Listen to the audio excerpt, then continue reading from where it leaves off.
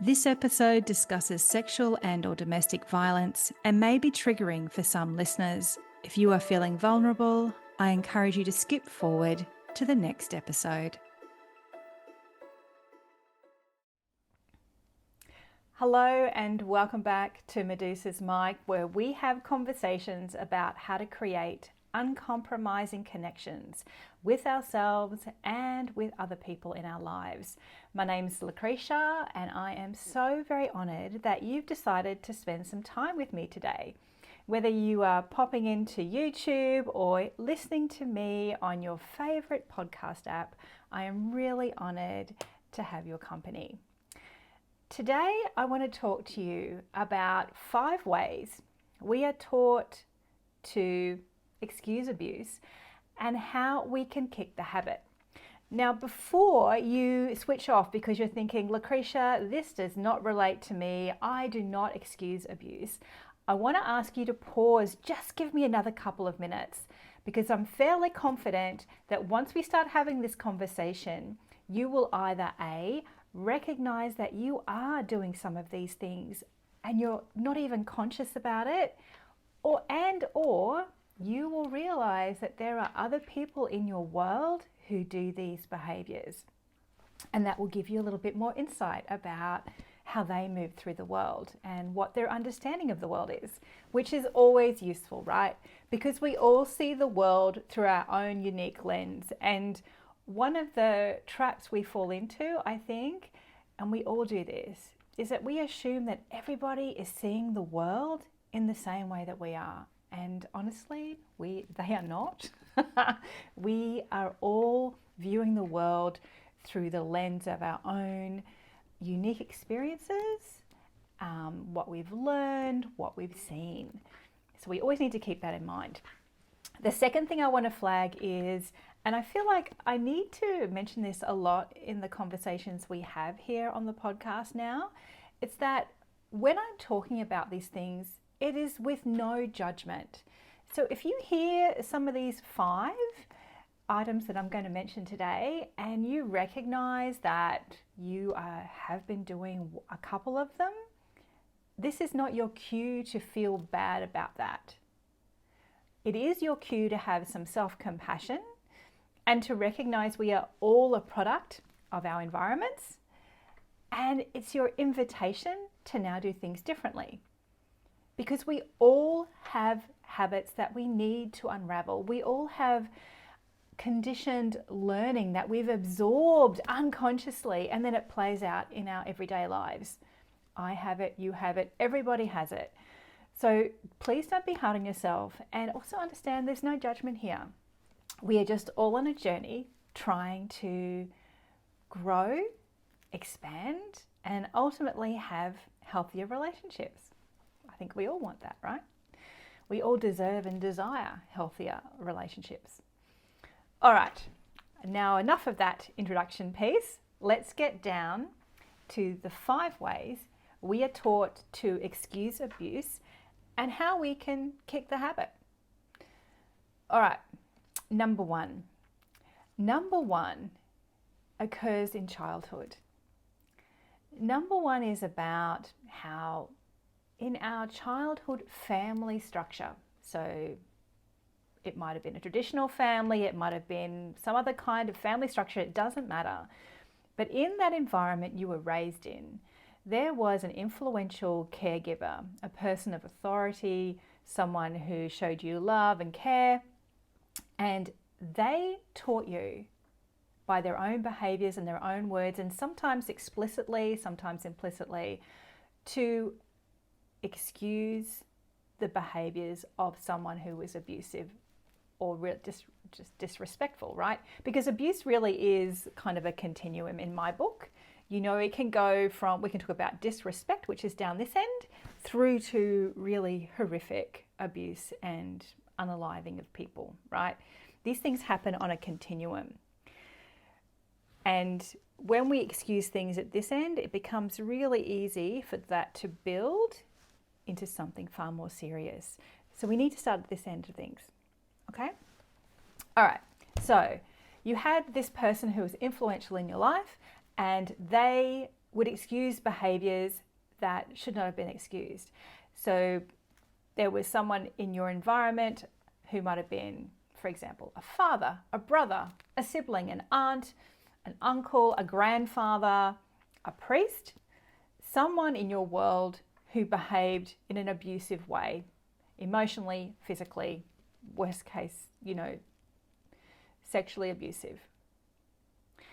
And this person who was influential in your life would make excuses about that person's behavior by saying things like, oh, they had a hard upbringing, they didn't mean it, they're having a bad day,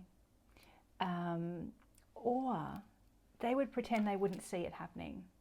They would actually just not even acknowledge the behavior was happening at all.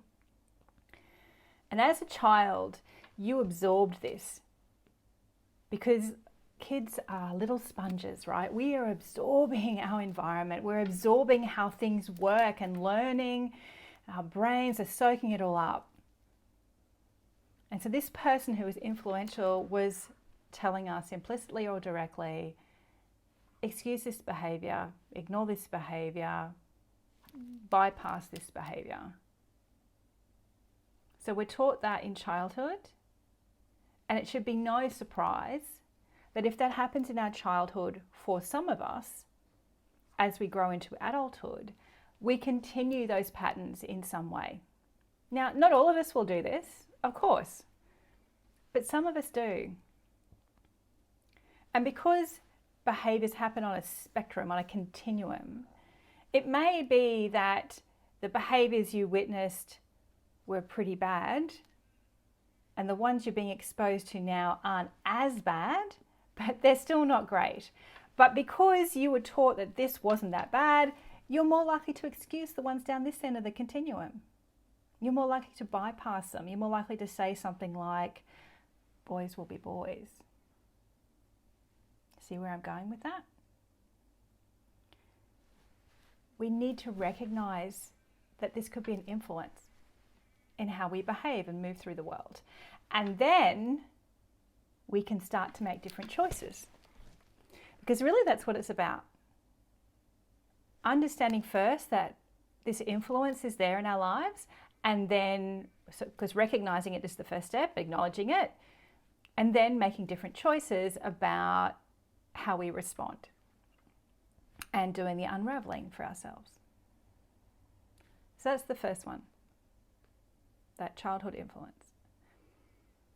The second thing I wanted to talk about was how behaviors that are really destructive and abusive may have been normalized in your environments in childhood, and as a result of that normalization, you don't register necessarily that something is really wrong.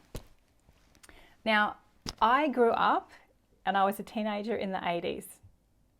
And I'm going to tell you that it's only really been, particularly the last couple of years, maybe the last 5 years, that I've recognized more and more how many of the behaviors that I was either subjected to or I witnessed, how many really unhealthy, abusive, harassing behaviors were happening in the 80s that we did not even recognize were harassing and abusive. Because we didn't have the language for it. It wasn't talked about in the way it's talked about today. Because those things back then were normalized. It was normalized. So it was just like, oh, well, that's just what happens. So when you are constantly in environments where something is not even recognized as being unusual, it's just something, oh, that just happens, we just get on with it. The behavior's been normalized, you don't even recognize it's going on. So you can't call it out. So it's always worthwhile checking back in with yourself in situations and asking, is the behavior that you're on the receiving end of healthy? Are you behaving in a healthy way? Is the other person behaving in a healthy way? And really doing a little bit more interrogation around things that might have been normalized in your past. But as you grow your awareness, you can start to recognize, hey, that may be regarded as normal, but it sure as heck is not healthy.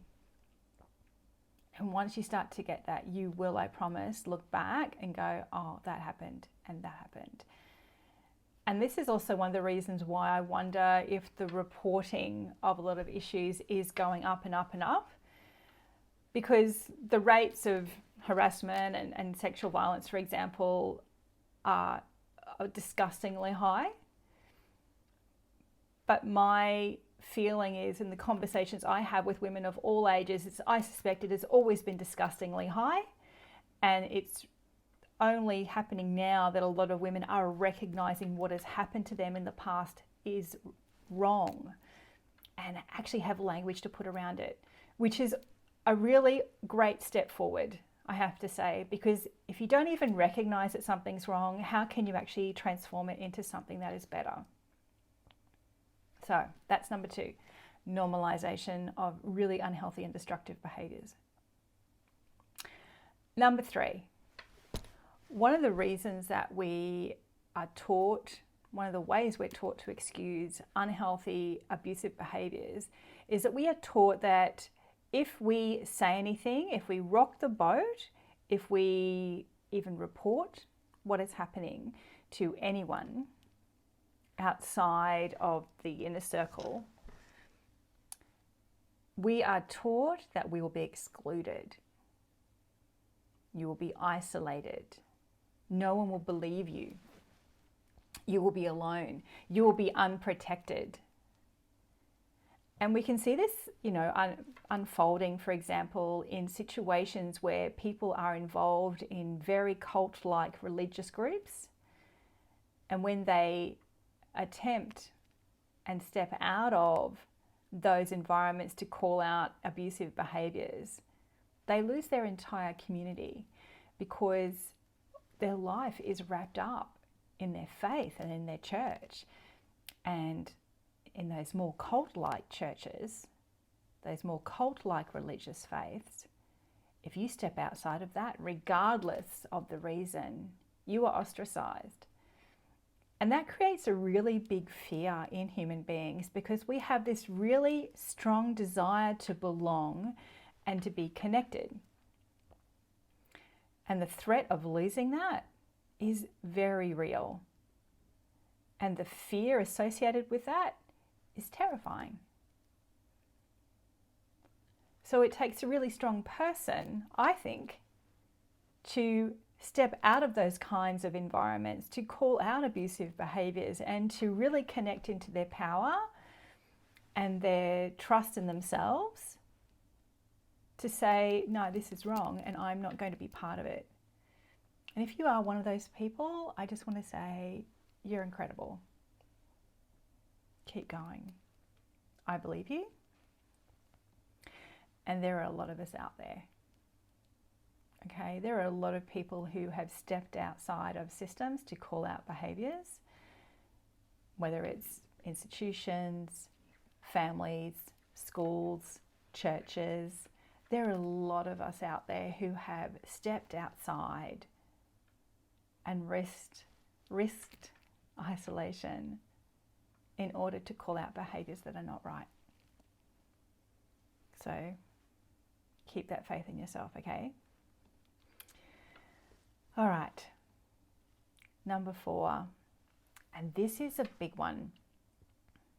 And I recognize that it's something that over the years I'm becoming quicker at recognizing in myself when something's wrong. But even so, in some situations, it still takes me a little while. So it's practice. And this is about we don't trust ourselves.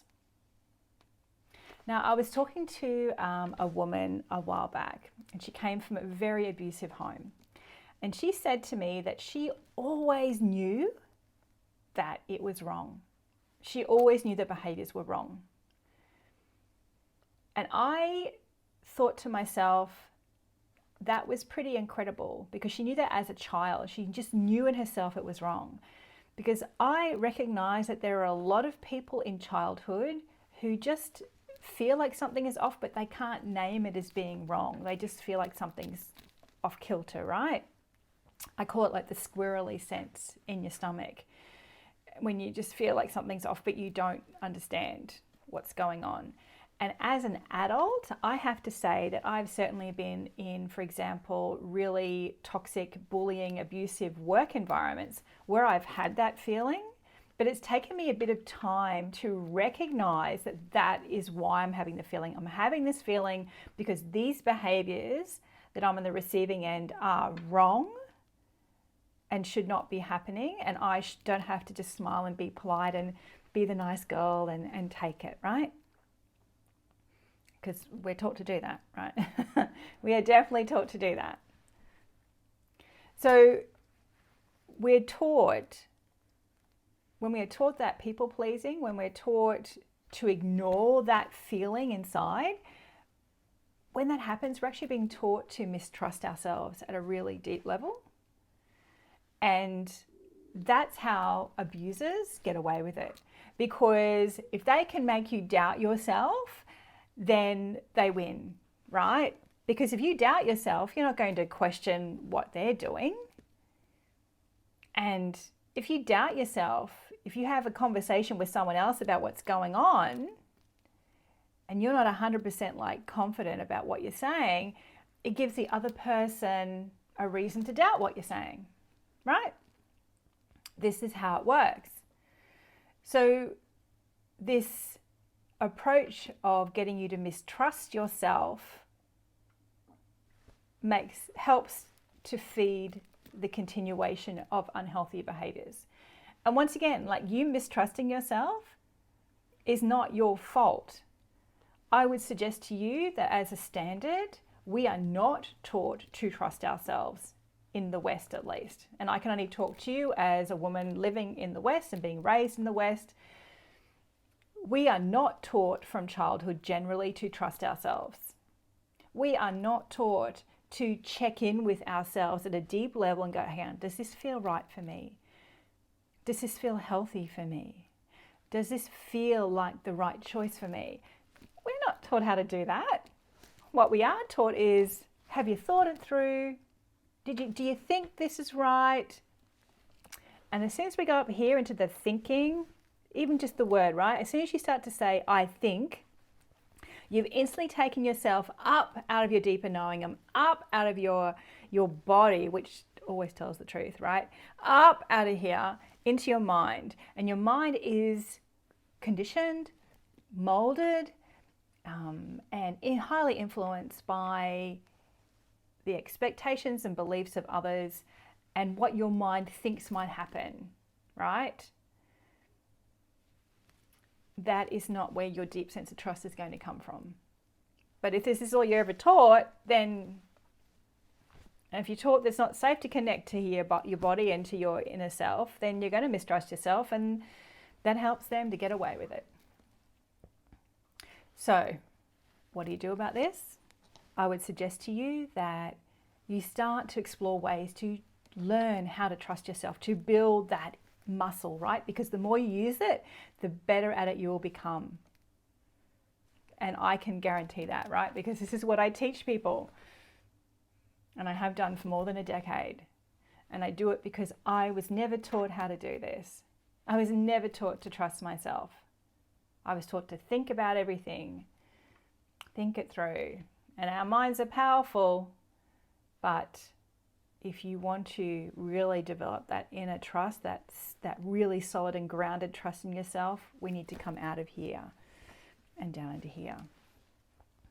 So mistrusting ourselves is absolutely another way that we excuse unhealthy behaviors. That's another way we're taught how to excuse those behaviors, right? Because if you doubt yourself, you're going to doubt what you see, you're going to doubt what's going on. Am I right? Am I wrong? All that sort of stuff. My general feeling is, honestly, if you feel like something is not right, 99.9% of the time, trust that feeling. Trust it. Okay.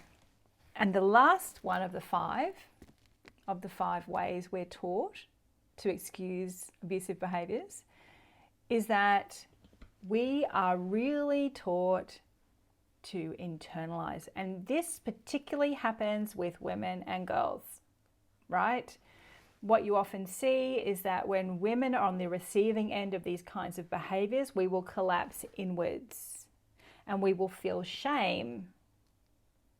And that makes it less likely for us to call it out, because when those perpetrators are inflicting the shame on us, they're saying it's your fault. And look, this doesn't just happen with women and girls, obviously.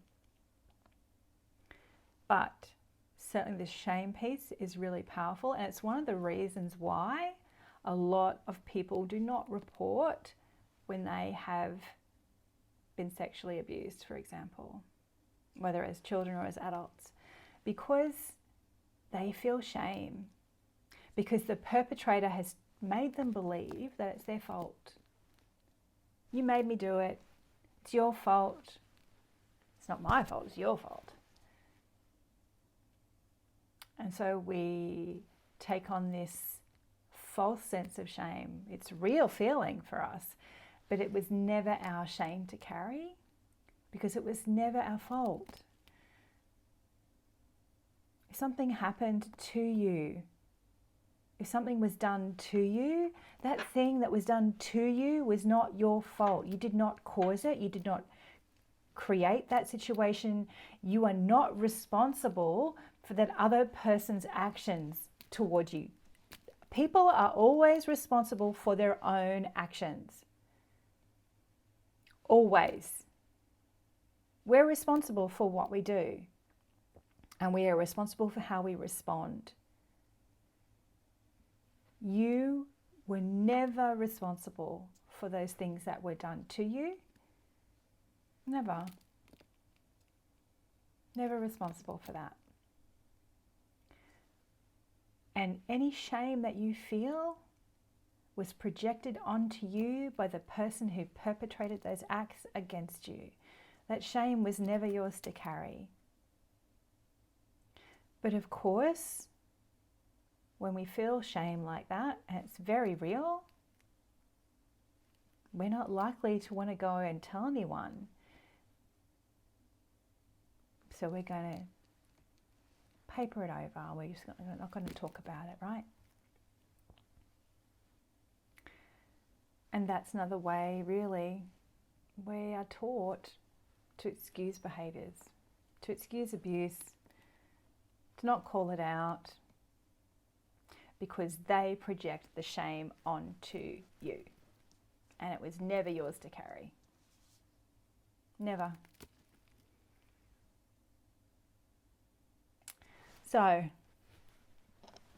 those are just 5 of the ways that we are taught to excuse abuse. And I hope in that conversation, I've also helped you to understand some ways that you can begin to unravel some of that for yourself. And as always, I would strongly recommend, if you are being challenged in any of these areas, that you seek some professional psychological or counselling support to help you navigate this stuff, because it's not always very easy, and sometimes these things are very deeply embedded within our psyches, within our histories, and we need help to unravel it. And that's okay. Asking for help is okay. Getting help is okay. And I actually saw a comment online yesterday which I thought was so accurate, when it was talking about really unhealthy male behaviours towards women, particularly incels. And this commenter, I wish I'd written down her name and details, but the commenter was saying that if only these men would walk away from their microphones and go and have therapy instead. And I just thought to myself, yeah, wouldn't that be great? Because so many of those destructive behaviours coming from people in that kind of group, you know, they might well be unravelled if they actually went and got some help for themselves and did that self-reflection work. Oh, okay. So we've covered a lot today. please, like I said at the start of this episode, approach yourself with compassion when it comes to these issues, and understand that you're not alone in having to unravel these things for yourself. Get support if you need to, if you need it, you know. Understand that we are all on a journey to grow and it's like an onion, right? This lifelong journey. I was talking to a friend the other day and I just said, you know, like, things come up, we're ready to deal with them. When we're ready to face this thing, the layer comes off and we process it, and then we process the next layer and the next layer.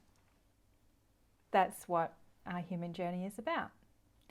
And I hope that this conversation today has helped you to understand yourself better, that it's helped you perhaps to understand other people in your life better, and maybe it's kind of given you a little bit more of a insight into why things are the way they are in our world, and how we can all do a little bit of work on ourselves to start to create things that are better.